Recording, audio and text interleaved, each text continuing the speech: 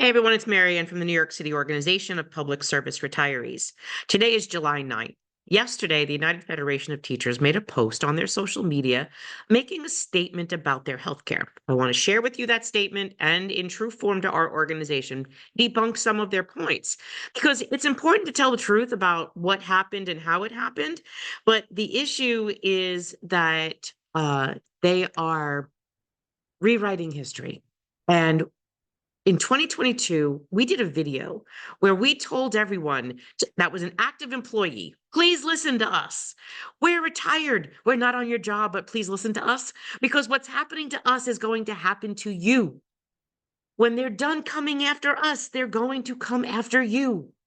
Because there was a series of really bad deals that were made as part of a municipal labor committee that some of the largest unions in the city, like United Federation of Teachers and DC 37, don't want to claim that they have manipulated the control over. We're going to get into that, and I'm going to very quickly start doing a few series of videos because I realize time is of essence and something's going on. But it is important for you to know, if you are an active employee, you need to listen to these videos because we are trying to share with you what's being kept from you by some of your own union leaders. And then other unions are saying to you, well, yeah, we're part of that MLC thing, and they negotiate our health care, but we have a vote, but our vote really doesn't matter. That is wrong. Your vote does matter. And they're also taking away from you a mandatory subject of bargaining, and we want to help empower you to take that back. So let's get into this first video today, what the United Federation of Teachers posted on July 8th. On your screen right now, you'll see I took a screenshot of the United Federation of Teachers website, and it's called Healthcare FAQs. Okay. The UFT announced on June 23rd that it is withdrawing its support from the healthcare negotiations with the city. The following FAQ answers common questions from the UFT members. What is the impact of the recent announcement of my healthcare coverage as an in-service DOE employee? Nothing is changing with your healthcare coverage at this time. Notice wherever I put yellow highlights, these are things you need to look at. Nothing is changing at this time. In 2022, we warned the employees, you better wake up and start paying attention and take an active role in what's happening in your union negotiations because they're coming after your healthcare. This will imminently change. I can probably bet my pension on it. It continues. In early 2023, when deciding whether or not to renew the current in-service GHI CBP healthcare plan, the city and the municipal labor committee started a negotiated acquisition process. That's not entirely true.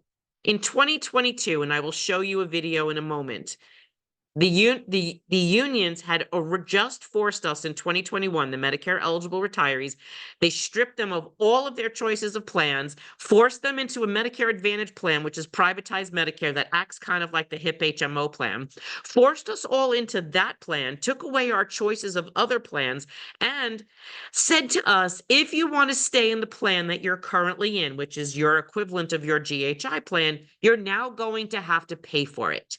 They passed premium onto fixed income, disabled senior citizens of the city of New York. For the very first time, they were doing it to us. And we said, no, folks, wait. Our deal was you come and work for the city for these crappy ass wages, and when you retire, you're going to get free health care and a pension. They told that to all of us. So what did we do? We sued.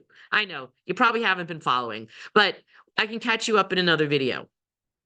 The point is, we've been in court for the last 3 years. We have won 9 times on different levels of appeals. The mayor keeps appealing. Why? Because the municipal labor committee that is basically run by the 2 largest unions, the United Federation of Teachers and DC 37, chose to sell off retiree Medicare plans, Medicare insurance, our retiree health care, to finance your health care and their stabilization fund and their welfare funds. They sold us off, which is your future health care. But because you're young and healthy and you're working and you don't really know how your health care is going to change when you become 65 or disabled, you're not really paying attention to that. So I'm not really going to fault you there, but you need to pay attention because this is very quickly coming to your doorstep. Not only did they try to sell off your future healthcare benefits, right now, because of the decisions that the United Federation of Teachers and DC 37 made under the auspice of the MLC, which is this boogeyman in the room, you are very quickly potentially going to be faced with premium. So while your healthcare coverage isn't going to change at this time, it's going to change at another time very soon. But it wasn't because they decided to whether or not to renew the current plan. It was because in this 2022 meeting in September, after they had an MLC meeting where our judge stopped them from forcing us into an inferior healthcare plan or force us to pay for what we currently have. The MLC's attorney, which is Alan Klinger, who's also the attorney for the United Federation of Teachers, made a presentation to the Municipal Labor Committee and said, because that deal didn't go through and those crazy retirees stopped it, what's going to happen is we had to go talk to an arbitrator that was in this decision. The arbitrator said, the way for you to get the city to eat the money that it's owed because that deal didn't go through, you didn't get the money out of those retirees, you're going to have to try to change the administrative code so that you can control everything. And if that will have to go into place, you'll have to convince the city council to change that law, and you're going to have to do an RFP on the active worker plan in order for the city to eat the $1 billion that it's owed. And I want you to hear the attorney for the MLC and the United Federation of Teachers say those words right out of his mouth. Here we go. Okay. This is a video that we posted, as you can see the date on this video, and I'll put the link in the description below, that was posted on October 11th of 2022. Listen to these words, and then I'm going to explain to you what you've just heard. And James, just legally, just to be clear from tripartite, this actually is one part of the overall package. Having an RFP issue for the active plan, which we will get to subsequently, is part also. Nobody is saying that this is the only thing. This is sort of part of what Simon has said. This is the path forward in order for the city to eat the $1 billion that will be owed by the end of this year. So what PSC is saying is that other things should be looked at as well. That is going to happen.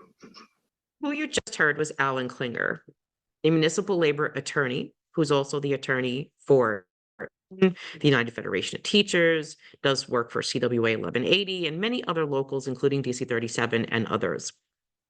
This was October 2022. This was right after our judge had granted an injunction stopping the city and the MLC from forcing us into inferior healthcare, stripping us of our choices of healthcare plans. This isn't new. They didn't just choose to do this. Because they made these deals, which started in the 2014 contract, which gave the teachers raises that for a contract that they hadn't had for 9 years. And then DC 37 did something very similar in 2018. Leverage the weight of the Municipal Labor Committee to give their organizations a raise, but sweetening the pot for every other union that is a member of the MLC by giving them money out of a stabilization fund, a special fund that was created to pay the premium difference between the HIP and the GHI rate, so that you would at least have 2 free plans, the HIP plan and the GHI plan, which is the most popular plan among actives and retirees. But when that GHI plan rate would go higher, and in the last few years it has, one of the reasons why it has gone higher is because the MLC as a body agreed to suppress the HIP rate, so that therefore reducing what the city pays and making more of that money come out of the stabilization fund. It bankrupted that fund. One of the reasons why it bankrupted the fund. So on this day, at this meeting, they called a vote, which was to say, arbitrator said the one way that we can get out of the debt that we owe the city of New York is to try to change the administrative code that those retirees won their litigation on, that same law that protected all of us for about 60 years, and then do an RFP for the active worker plan. And that's why they did the active worker RFP, request for proposal, to change the healthcare. In that same meeting, they also agreed that they would reduce healthcare costs by 10%. Explain to us somehow, you can rationalize producing, negotiating a plan that is going from a regional plan to a national plan, which is going to cost more because you're paying now for a larger network, which is very much needed. I will not take that from you. You absolutely need a larger plan because you have retirees or people that live outside of the New York metro area that don't even have access to their healthcare insurance because there's no coverage. And the MLC technically didn't want to pay for that, even though they had had an option to do so back in the early 2000s. This new RFP was creating a national network that you could use that plan no matter where you lived. So for you younger retirees, that was helpful. But there's a cost to that. And then agreeing to suppress the cost or reduce the costs to the city by an additional 10%. So you're negotiating a more expensive plan and you're trying still at the same time to save the city 10% of that cost. That's impossible. Somewhere cost transfer was coming to you, whether that would be in the form of copays, premium, larger deductibles, narrow network, or prior authorizations. There was going to be a plan design change. So I want to get back to the UFT memo so that you can understand more about where the misinformation is. Now that you understand that that sentence is not true. So he continues that the goal was to use this process to find an insurance company that would be the best partner to enable us to lock in our premium-free healthcare with no diminishment of benefits. A year later, they still had not settled on a healthcare insurer with whom to partner. It is not they. I don't know who he says they is, who the UFT thinks they is. But according to the 1992 MLC agreement, the MLC, which is made up of all these unions with bargaining certificates, who healthcare is a mandatory subject of bargaining for, and the city must negotiate all aspects of healthcare. There is no they. It is all of them. The unions and the city must negotiate all aspects of healthcare. There is no they. The union cannot say, the UFT cannot say, well, the city's doing this. No, this is all of their responsibility. This document says the city has delayed these negotiations for months. I'm sure that's probably true. The administration has proven to be more interested in cutting their costs than working in good faith with us to preserve high-quality premium-free healthcare for city employees. Well, Mr. Mulger, I'd probably have to say you're part of that problem because you actually led us into this. Health savings agreements were part of your contract in 2014. It's not the first time that happened. I'll give you that too, but you were the first person to negotiate a union contract that gave wages to your members that was partially funded on the backs of every other city employee and retiree. First time. Second time was 4 years later under District Council 37. The UFT has withdrawn its support for these negotiations because we no longer believe that it is in the interest of our members to be part of the process. I agree with you with that. And I also going to ask you, if that is truly your position, then please come out and support our legislation to protect retirees' healthcare from being diminished in retirement so that no entity, no city, no misled union goes to diminish a retiree healthcare benefit ever again, like is we've been fighting for the last 3 years. Please send us a memo, a support memo for our legislation, Assembly 7866, Senate 8388, because it is coming back. That would let us know, the retirees know, that you truly do support protecting retirees' healthcare from being diminished. Why did the city and the MLC start looking for a new healthcare plan in the first place? Over the past 20 years, healthcare costs for the nation have increased dramatically and coverage has become drastically more expensive. These rising costs have made it difficult to preserve premium-free healthcare for our members. New York City is one of the last cities to provide premium-free healthcare coverage for its municipal employees, and the UFT is the last of the affiliates of the AFT to preserve premium-free coverage for their members. Now, I'm pretty sure you're right on the AFT thing because I'm not familiar with the AFT, and I'll take your word on that, but I will go and look into that just to make sure that there's no other union within the AFT that is affiliated that doesn't have premium-free healthcare. Actually, the Kaiser Family Foundation article states employer and union-sponsored retiree healthcare plans play an important role in providing supplemental benefits to about 26% of all people with Medicare, or 15.2 million Medicare beneficiaries. And that information, just so you do know, is current as of 2022. And And we do expect that to keep dwindling. And this is why we are seeing nationwide that employers are forcing their retirees into Medicare Advantage just because there are costs that increase. But I do want to again clarify, a Medicare eligible retiree's healthcare costs are the least expensive as compared to an active employee. The idea behind the negotiated acquisition process was to leverage the buying power of the New York City workforce to secure a new plan that could save money while providing benefits as good as or better than our current healthcare plan.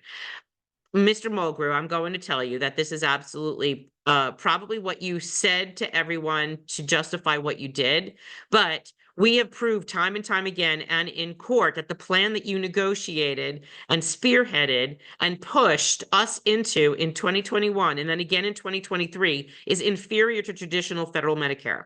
It is inferior to the federal public health benefit. It was not good as or better than, it was inferior.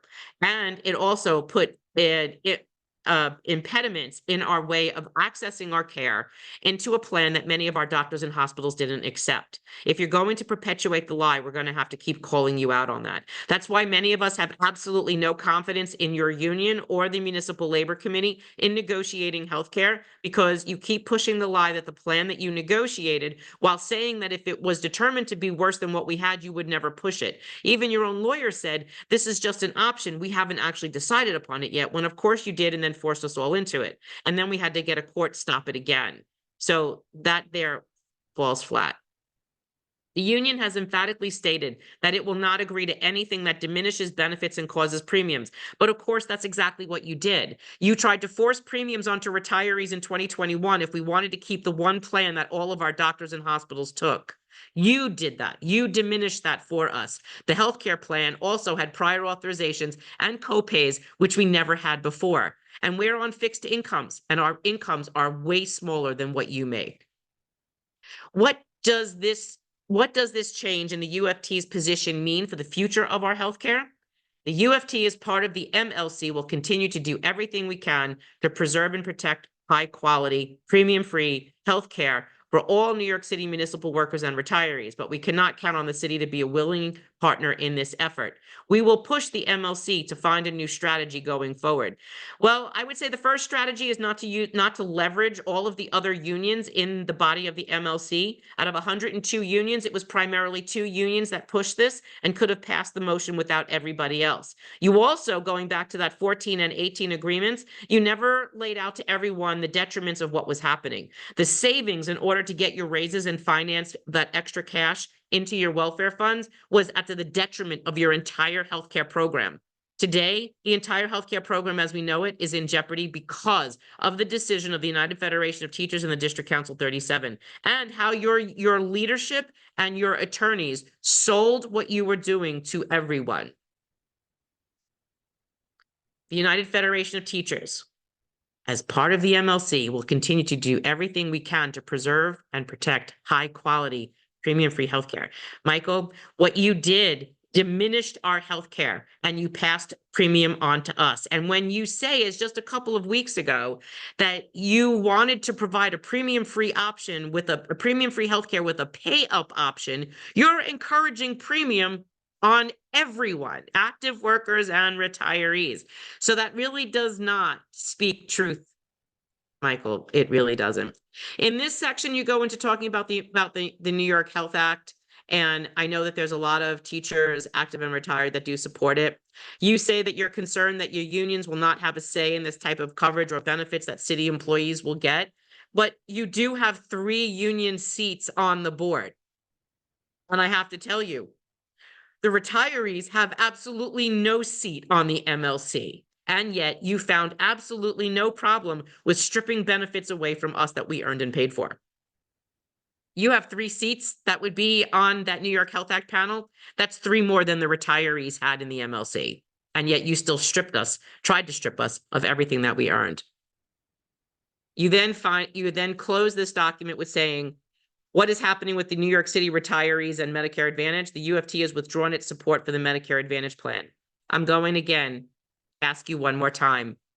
If you truly do support protecting retiree healthcare and preserving the benefits that we have today, which cannot be beat by any privatized for-profit healthcare plan or alternative to Medicare. Please send us a letter of support in our email at retirees@nycretirees.org for Assembly Bill 7866, Senate 8388, agreeing that your union, the United Federation of Teachers, supports protecting retirees' health benefits from being diminished. We urge you to follow up on what you said. For the active worker healthcare plans, you need to spearhead the Municipal Labor Committee since you hold the most votes in that committee at the current time. And encourage them that there will be no diminishment of healthcare. You will not be any longer doing healthcare savings agreements to get raises, and you will finance your own wages off your own productivity, the way collective bargaining was supposed to be. And that's our message for today. Everyone, this organization is going to continue to debunk bullshit whenever we see it. We support the United Federation Teachers' position to no longer support those healthcare agreements and to pull their support off of the Medicare Advantage plan. The active worker plan, however, is still in jeopardy because the rest of the MLC is still staying on board. We need to compel the rest of those unions to stop negotiating away healthcare. A new hire should not have any less healthcare than a seasoned employee or a retiree. We are all equal. Labor is all equal. And the Municipal Labor Committee needs to become more transparent and democratic. One person, one vote, not this weighted voting structure. And that will be in another video. Have a great day, everyone.